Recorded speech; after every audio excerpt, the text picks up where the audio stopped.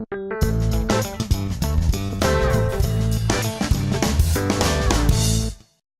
right, let's get started. So it's truly my pleasure to introduce one of our distinguished guests. As I mentioned, the Honourable Catherine McKenna, the Minister of Environment and Climate Change. I have to tell you, I met Minister McKenna in Paris a little over a year and a half ago. And I've never seen so much energy and dedication. This woman was having meetings between meetings as they walked, because she was so dedicated to moving this file forward. And she and the entire team, the provinces, the municipalities that were there, the federal government, and the companies, successfully secured the UN Framework Convention on Climate Change in Paris, because we collaborated with all the others. And recently, Minister McKenna and the group of premiers concluded an agreement with Canada's provinces and territories on a pan-Canadian framework on climate change. And so I don't think you need any further introduction, Minister McKenna. Welcome.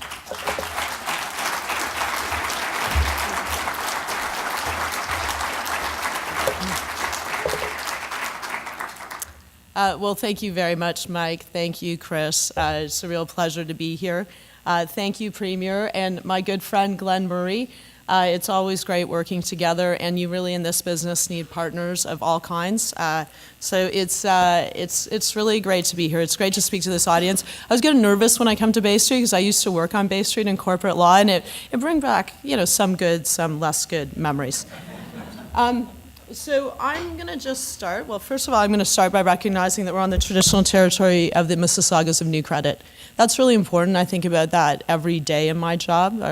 Our First Nations, Métis, and Inuit peoples are first stewards of our land, our water, and air, and we have an obligation to be working with them and ensure that all people succeed, especially our Indigenous peoples.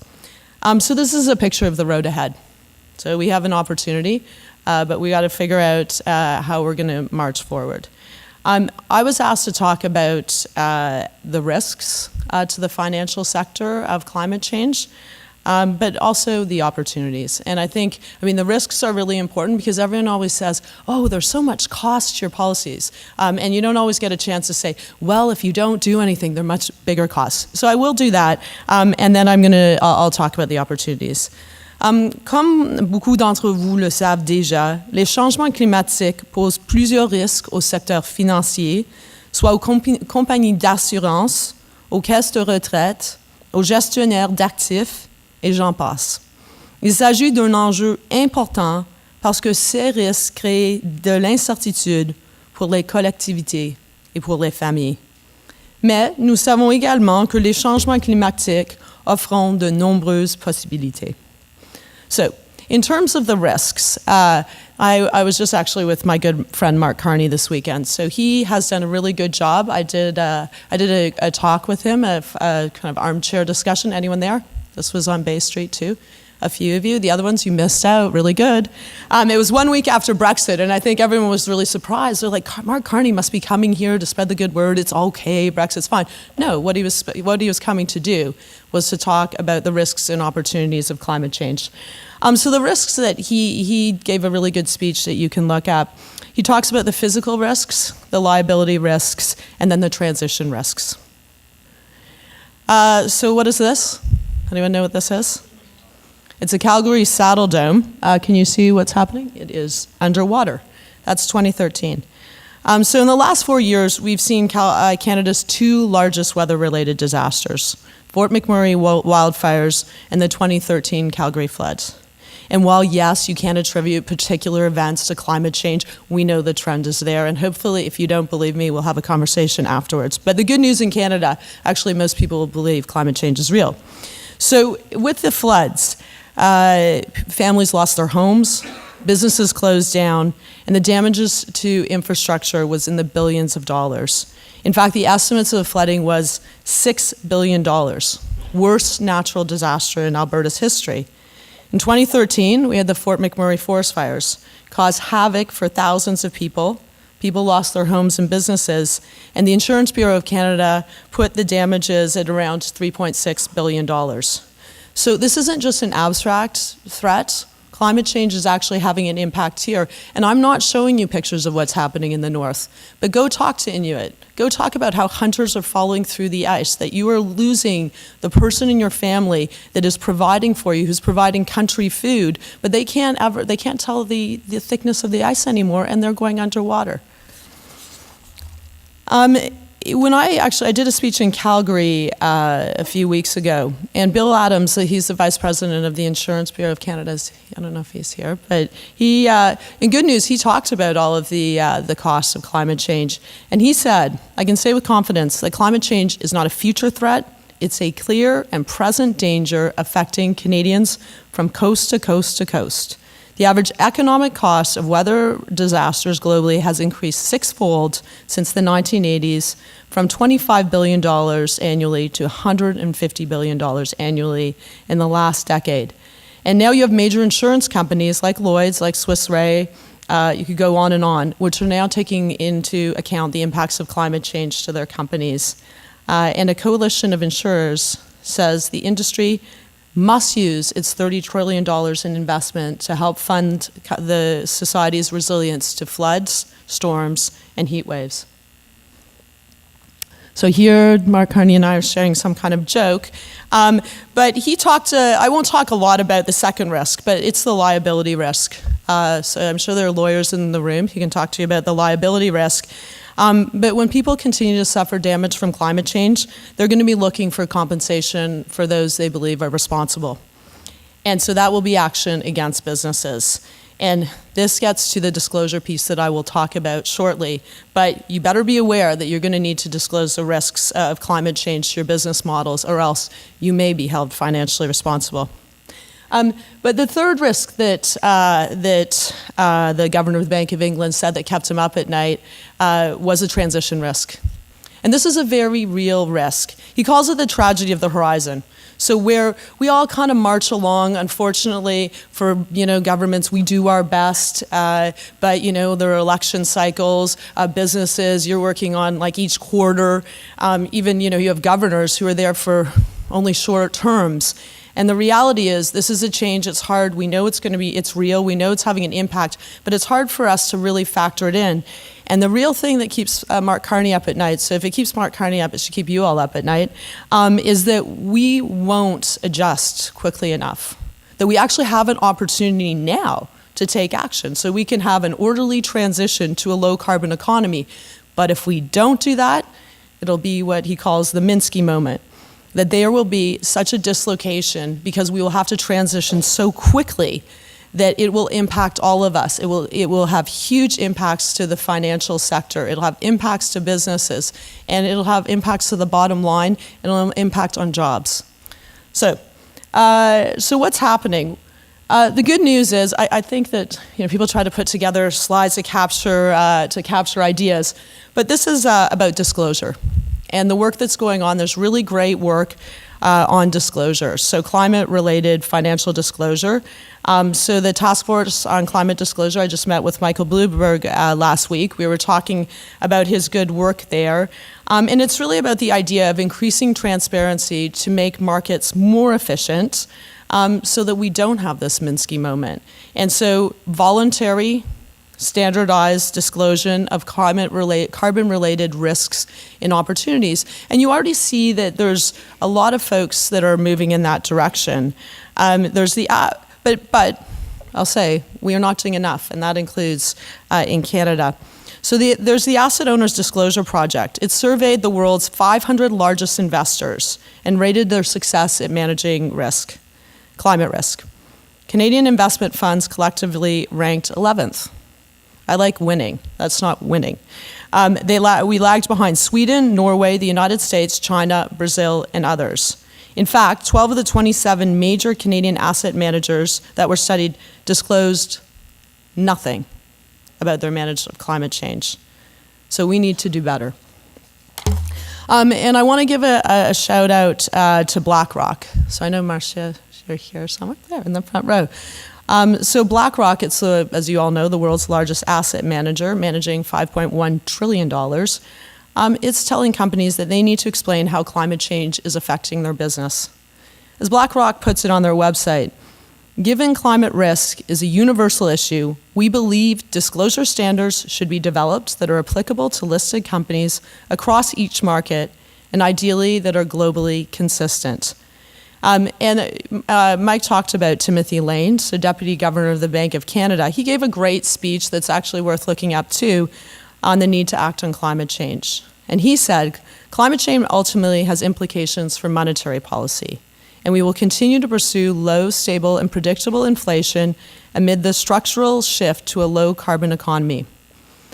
So all of these people that are actually in the know are stepping up and saying, not only is climate change real, but it's a huge risk, and we need to be taking action. And I think this is a real call to action to all of you to really step back and think about, what are you doing in your industry? What are you doing in your business to make sure that you are assessing the risk? Because when you do that, it will change your behavior. So I said I wouldn't talk too much about the risk. So let's talk about the opportunity. Because I think that that's really the flip side to this, and it's also the really exciting piece. I see Tom Rand, really great op-ed in the Globe and Mail, so you can, we'll talk a little bit about our budget, but there are people who are very smart who are really taking advantage of this opportunity.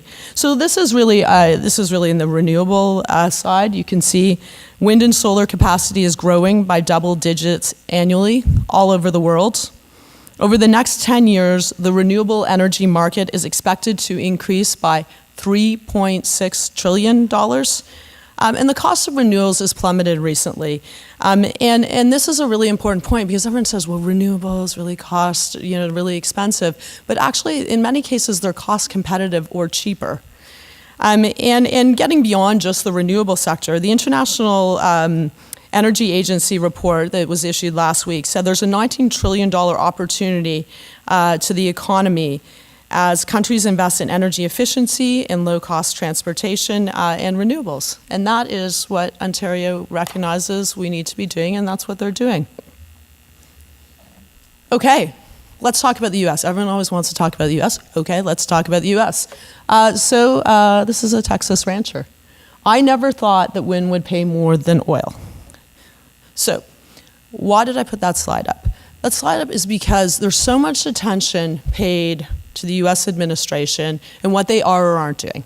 But the reality is the world has moved, folks. And it's not, this transformation is so much bigger than one government. We talk about the Paris Agreement, and not that I don't care about the Paris Agreement. I spent a lot of time negotiating the Paris Agreement, but it's when markets move.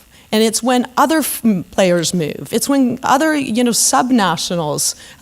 Glenn Murray he'll give you a full treatise on all the action that subnationals, that states, that provinces, that cities are doing.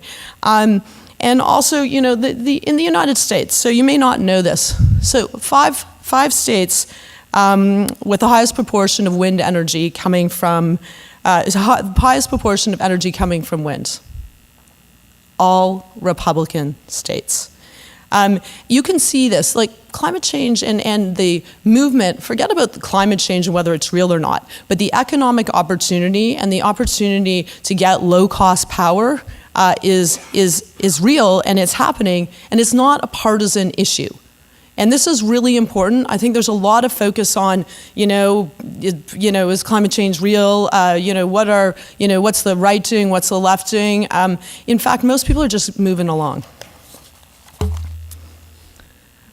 So this is Miguel Cañete, my good friend. He is the European Commissioner for Climate Action and Energy. What did we just sign? We just signed a free trade agreement with Europe. That's a great opportunity overall, and so hopefully many of you will take advantage of it. But zero tariffs on clean tech. He and I have spoken about how are we going to make the most of this huge opportunity to link Canada, but also a massive market. And this is also a sales pitch. I'm going to California next week. When you access the Canadian market, you also get access to other markets because we believe in free trade. And this is a great example. Right now, our clean tech export revenues to the EU is only $500 million, but this is obviously a huge opportunity to increase greatly. China. So I debated on the slide with China whether I would show where you can't see and you can't breathe, like really bad air. But instead I focused on the positive. So China is all in on climate action, partly because People are demanding it. They want clean air. They want clean water. But they also are positioning this as a huge opportunity. So I am as much as economic minister as I am an environment minister. Actually, that is by interest, but it's also by necessity. I have to be able to show real jobs and real opportunities. So this is a Ballard fuel cell bus. Hydrogen is a hydrogen fuel cell bus. So not a lot of buyers here in Canada, sadly, and I think that'll change. But I was in the Fushan. So small city in China terms. They've bought 20 fuel cell buses, but we're now looking at Ballard may have an opportunity for 200 fuel cell buses. And the ability to scale in China is huge. And they have, so for anyone who's a doubter on carbon pricing, there's going to be the largest market in the world this year. It's China. They are bringing in carbon pricing. They invested $110 billion in renewable power in 2016. 2 wind turbines are erected every hour of every day. By 2020, China aims to have 5 million clean energy vehicles on the road. This is a huge opportunity for Canada. I'm going back to China this year, and I think that we need to be really smart and be looking at these opportunities and figuring out how we can diversify. Because if we've learned anything this year, and let me tell you, I spent a lot of time on trade, but we need to look at how we're diversifying our markets. There are huge opportunities in Europe and China. So here's with my good friend Michael Bloomberg. What's super cool if you ever visit his office is he sits at a station just like everyone else. I came to visit him, and I kind of walked by him, and he's like got his earphones in. He's got like a bunch of screens like everyone else, and I was like, wait, is that Michael Bloomberg? It is. Michael Bloomberg is not only a billionaire philanthropist, he was also the mayor of New York. As he'll tell you, he voted for George Bush. But he also recognizes the opportunity of climate change, and he showed that cities are acting. And if you want to go find out more, he told me to plug his new book that is coming out. It's about how cities, businesses, and communities are going to be the drivers of change on the climate file. But the really big, exciting piece is that smart companies are all in. We had a great meeting last night. Thank you very much, Mike, with companies, businesses, and the financial sector. And I think that it was 1 million employees and $700 billion in revenues. And the good news is the conversation is, okay, what's the opportunity? Many of the businesses there have signed on to the Carbon Pricing Leadership Coalition, recognizing that carbon pricing is the lowest cost way to reduce emissions, but also, more important, foster innovation, clean innovation. Anyway, we had a great discussion about how do we move forward. And I think that the opportunity, with all the players aligned in Canada, we can do really great things. In the United States, so if you start getting a bit depressed and you're saying, well, nothing's going to happen. Well, you know what? When you have like a Coca-Cola, Walmart, Anheuser-Busch just came on, the largest brewer in the world, Swiss Re, Starbucks, that are signing up for 100% renewables, that have their own targets, that are calling on the U.S. government to continue to act on climate change, you know something's going on. So now there's the Canadian opportunity. So if we just look at the pure clean tech sector, and I've said to people, I'm just a simple person, originally from Hamilton, the Hammer, and clean tech, like no one knows what clean tech is, I think. No one knows, they think they're going to have a job in clean tech. So I think we need to do a better job in talking about what we're talking about. But if you talk about clean technology companies, like kind of the pure clean technology companies, so in areas like carbon capture, new biofuels, batteries, cleaner resource development I'll come to next. But we are really punching above our weight. So 11 out of 100, the top 100 clean tech companies are Canadians. With this definition of clean tech, it's 750 companies, which is a pretty narrow definition. They bring in more than $11 billion in revenue. And they employ more Canadians than in the forestry or the pharmaceutical sector.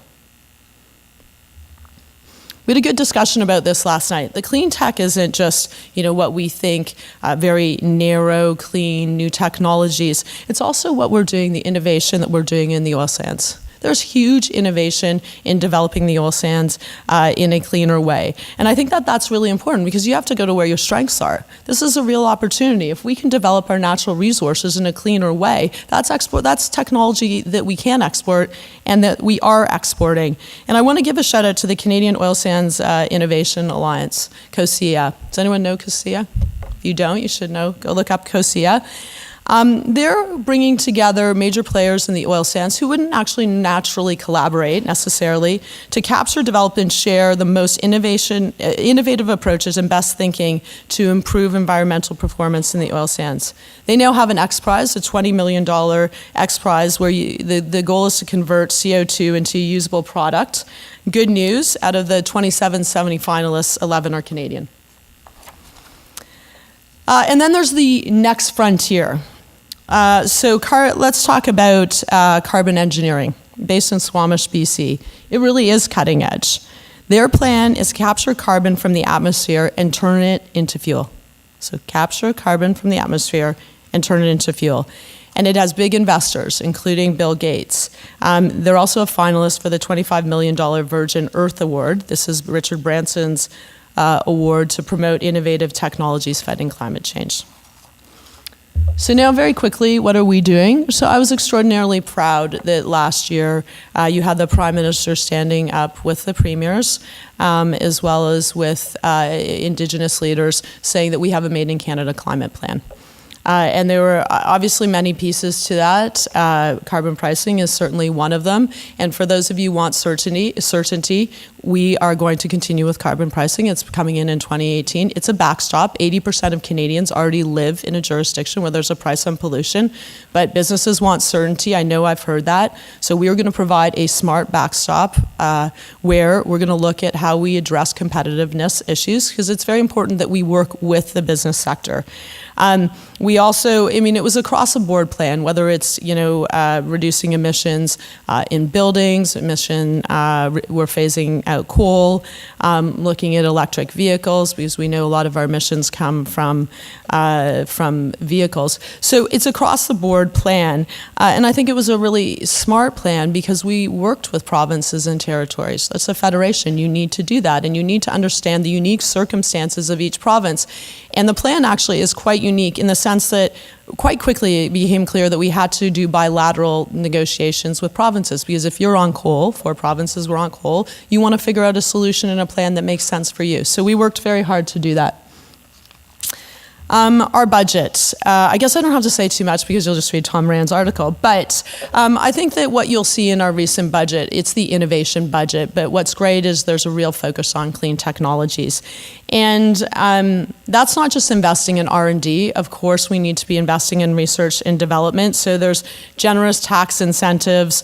We've committed $400 million to Sustainable Development Technologies Canada, and we're supporting universities because we need them to produce a pool of engineers and scientists.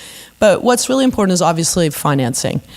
And so this budget, which is actually $2.2 billion in clean tech, that's a lot, $1.4 billion to the Business Development Corporation and our Export Development Corporation over 3 years. That's going to help with early financing to clean tech companies. It's also going to be for new project financing. We have a super cluster fund, which is $750 million over 5 years to support super clusters. And then there's the deployment side. One of the things that our government has been, or governments, not our government, every government's been criticized for doing is not actually procuring clean technologies in Canada. Clearly, we need to be out there being the first buyer. So we have a new Clean Growth Hub that is going to look at that, look at Canadian companies that we can be supporting and investing in. We have a $2 billion low carbon economy fund. That's for provinces that have signed on to our climate plan to work with them to incent and to support projects that will reduce emissions. So this is it. You'll be glad to know this is the end. Those are my 3 kids. They're definitely a little bit younger. But this is, I can talk about the risks. I can talk about the opportunities. But I want you to just step back right now and think about your kids.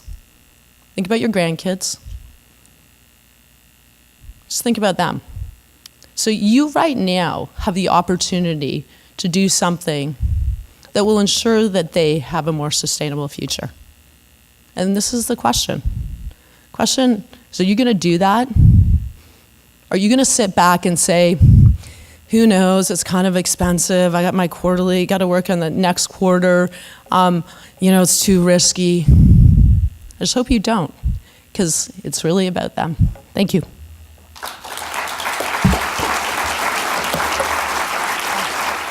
I'd like to call to the stage our next two speakers. First of all, Vickie Turnbull, who's the Managing Director for Infrastructure Finance at RBC Capital Markets, and my friend, my Premier, Kathleen Wynne. Thank you.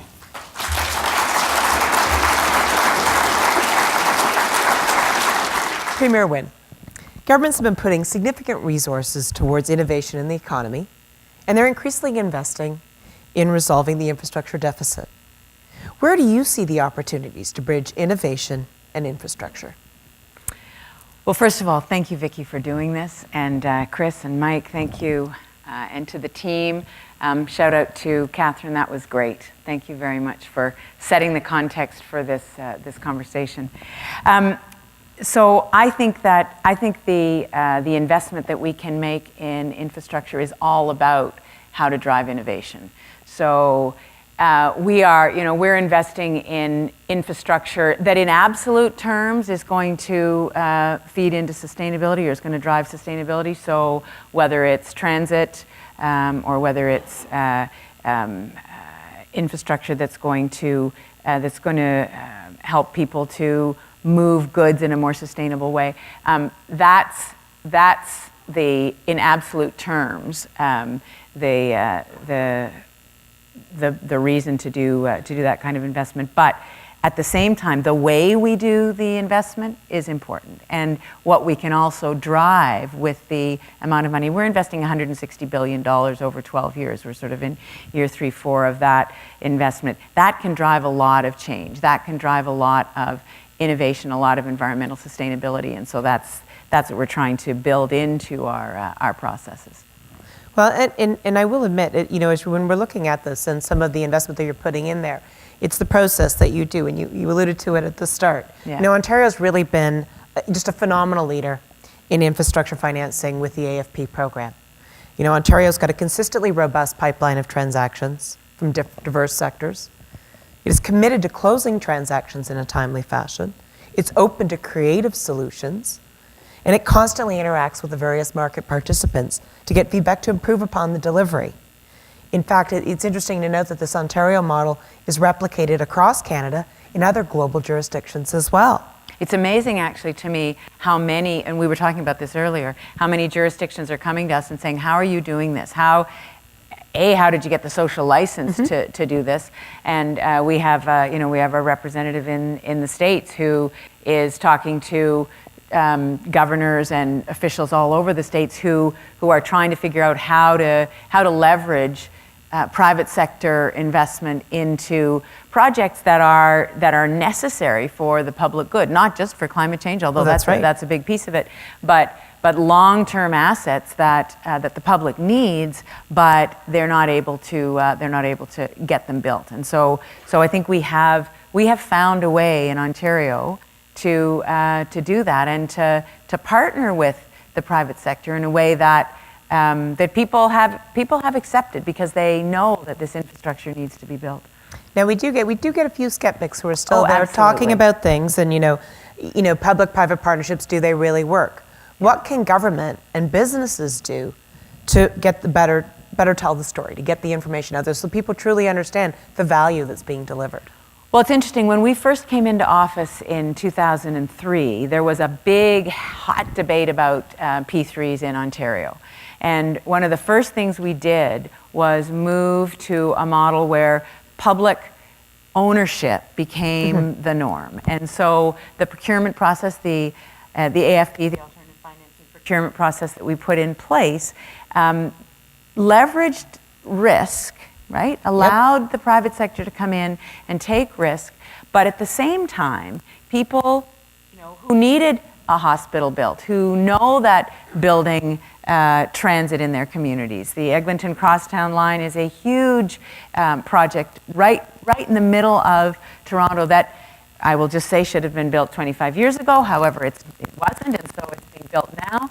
But people knew that needed to be built, and they, as long as they saw that there was long-term public benefit, they were willing to go along with us. And now what we see is, to your question about what do we do about the skepticism, I think telling the story about how the projects are delivered on time and on budget. 49 out of 51 projects have been built on budget and either on time or early. So It's a really, really good track record talking about that, and people seeing the completion of projects in their communities and understanding that this is the way they were built. We need to tell that story. Another thing that we are doing is we're working to leverage the money that's going into these projects to create community benefit agreements, so that as projects are built, we work with the labor movement, we work with communities to make sure that people who live along a transit line are actually going to benefit from the process, not just from the end product, but from the process. So, for example, taking kids and working with them to get an apprenticeship, to actually become part of the labor force, to build that project. To me, that's a hugely important part of these infrastructure builds. And so when that happens, when you can demonstrate that there's that kind of public good beyond the actual asset that's built, there's a lot of buy-in that we can get. So we've actually put in place a provision that community benefit agreements need to be part of our process. And That's excellent. They need the procurement. That's great. Looking at what are some of the upcoming infrastructure projects that Ontario is looking at that would be good candidates? Yeah, I know, going in and out, right? For private sector partnership? I think that the large, long-term projects that are going to remain in public hands for a long time, those are the kinds of projects that lend themselves to this model. One of the challenges that we have had is that often there are a number of smaller projects, and so trying to find ways of bundling, that's absolutely. your word? That's what bundling. we're looking to do. That's right. Bundling these projects so that they're big enough for the kind of investment that you're looking for. I think those are the kinds of frontiers that we're looking at right now. Well, it's interesting because talking about bundling brings us to an interesting situation. Again, this is a finance forum. One of the things we're always looking at is risk. We raise a lot of money for our debt investors, and we were joking earlier, but our debt investors like to be repaid. The upside for them is they get their money back with just a little bit of interest. Yeah. They're not looking for the huge gain that's coming. Bundling some of these projects is looking who's going to be undertaking the risk. There's been a lot of talk about the Canada Infrastructure Bank, and is that something that they could do? I'd like to hear a bit about your perspective, Ontario's perspective on the Infrastructure Bank, and are there any specific approaches to projects that you'd like to see the bank take on, or things you want them to sort of stay away from? Well, first of all, it is, it's great to have a federal partner with whom we can even have this conversation, where we can talk about, what are the gaps? Where do we need you to step in? Where do we want to make sure there isn't duplication? Yes. But, for example, on broadband and infrastructure in some of the more rural and remote areas, we need to make sure that we work together on those projects.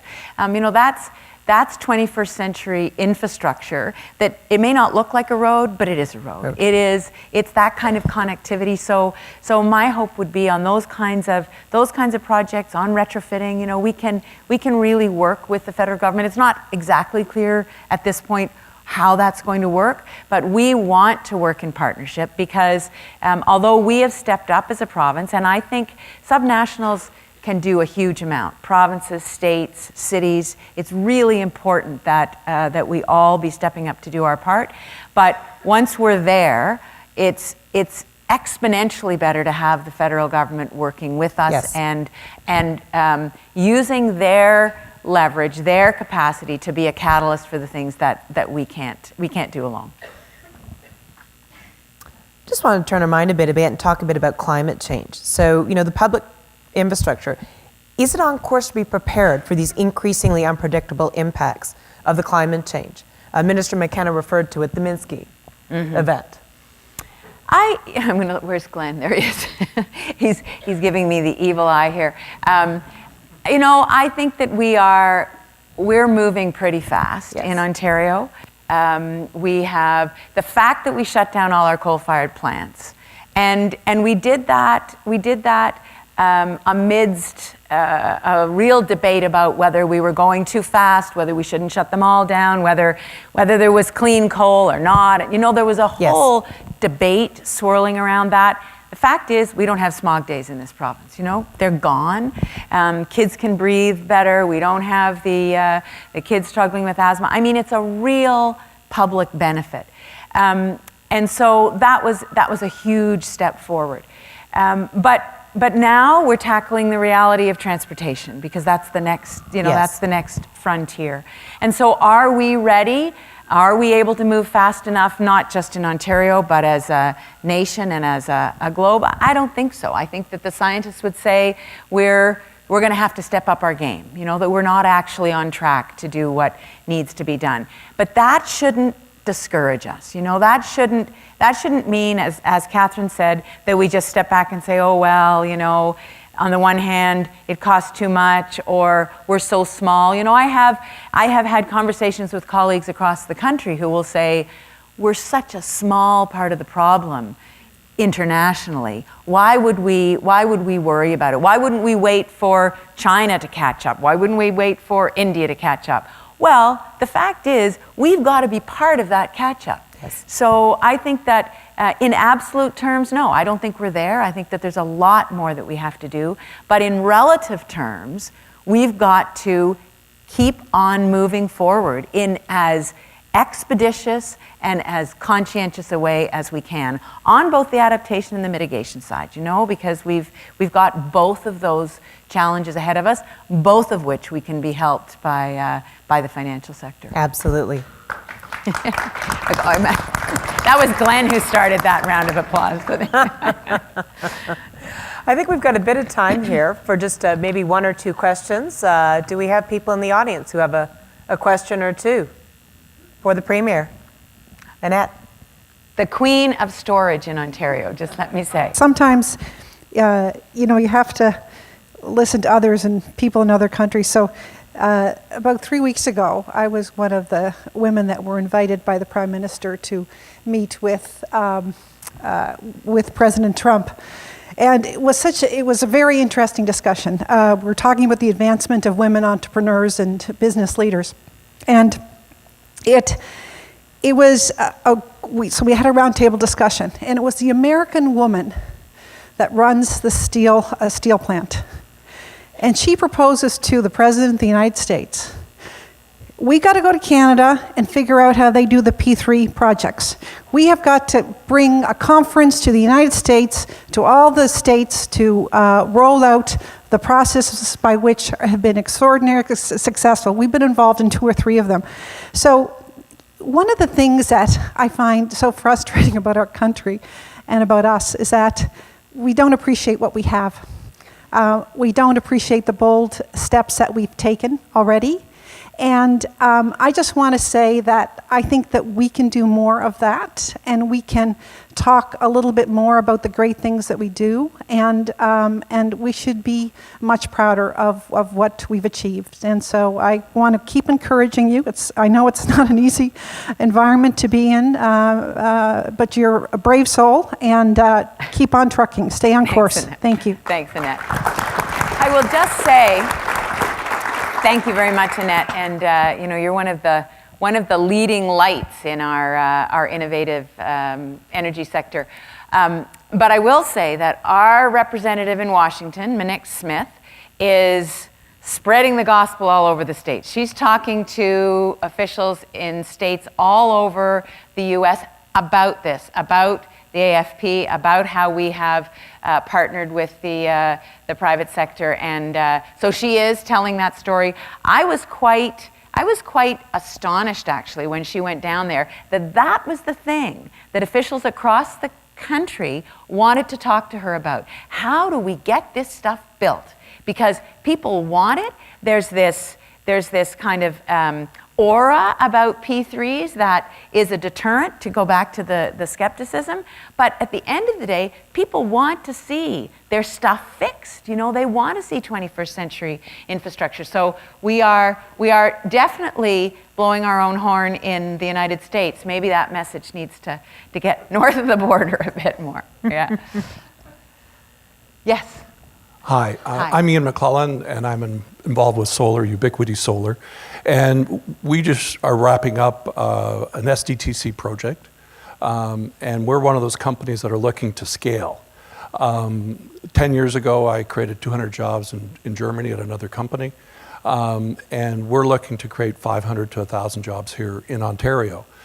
The federal government has done a great job in the recent budget to help companies like us. We're talking to the BDC, et cetera. What is the Ontario government going to do to really step up the game to help companies become world class, not just innovative and create 10 or 20 jobs, but really significant? What's the Ontario government going to do to match or work in partnership with the federal government? Well, I think it's a great question, and I appreciate the work that you're doing, and I appreciate the renewable sector didn't exist in this province a few years ago. We really, with the Green Energy Act, we really jump-started that industry. And I think as you see, as we develop our long-term energy plan, and we want to work in partnership with you, I think you'll see the next phase of that. I'll be honest with folks in this room that when we started into this adventure of renewables, there were some false starts. There were some communities that weren't brought along the way they needed to be, and so skepticism turned into outright hostility. And so we've almost had to reintroduce the notion of renewable and work with communities and change the rules around community buy-in.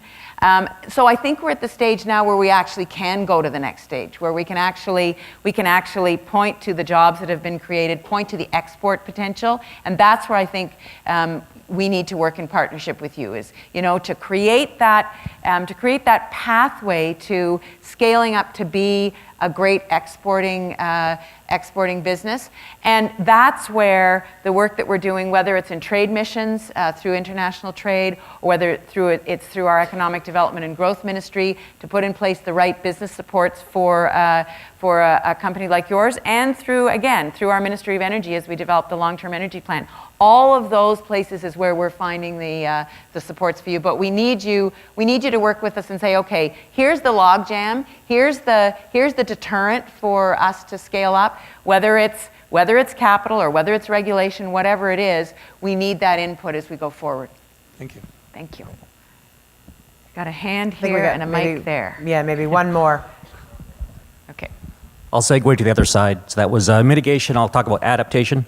So I'm out in BC. I'm an engineer, and I'm trying to teach other engineers about this whole thing about adaptation and climate change. Right. The language, though, we in the engineering world, we apply science. So we need to get the science to apply it.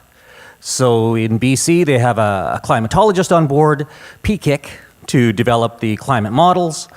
But the language between the scientists and the data and the chasm towards where the engineers need to apply it is really big. Mm-hmm. So in my firm, I'm lucky that I've been going to workshops and stuff. I've been learning. We have a earth sciences guy in our company to help us translate, but there's a long way to go in between. So that language, I would say, needs to improve. So have you, in Ontario, are you dealing with climatologists and getting them to understand so how to Glenn is working with climatologists. We've created a minister responsible for science, and my hope will be that he'll work across government to bridge those kinds of gaps.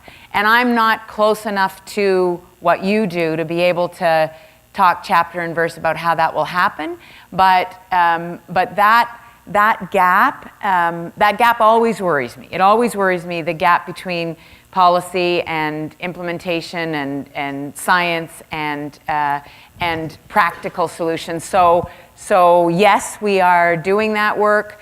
Whether we're doing it completely enough or not yet, that's that's a question. So if you've got insights, Glenn Murray, sitting here in the front row, would be happy to hear your insights. I'll see Glenn later. Yeah, okay. Thank you, Vickie. Well, thank you very much. This has been you. most insightful. Thank you very much, everybody.